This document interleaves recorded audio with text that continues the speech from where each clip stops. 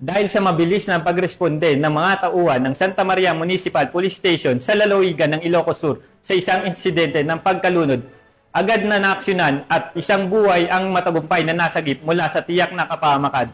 Narito ang magandang balita na ihatid ni Police Staff Sergeant John Del Supremo.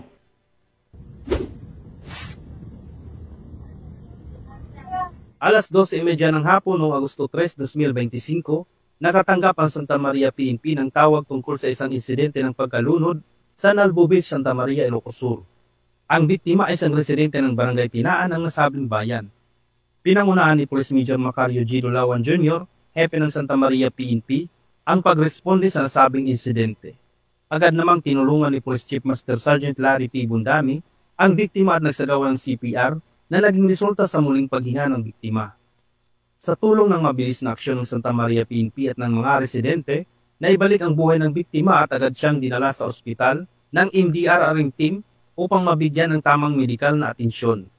Ang ginawa ni Police Chief Master Sergeant Bundami ay nagpapakita ng tunay na dedikasyon sa serbisyo at pagmamalasakit sa kapwa.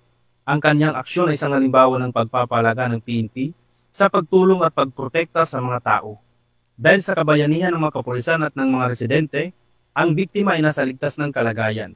Isang patunay ito ng matibay na relasyon ng pulisya at komunidad na sa oras ng pangangailangan, sila ay laging handa at nagtutulungan.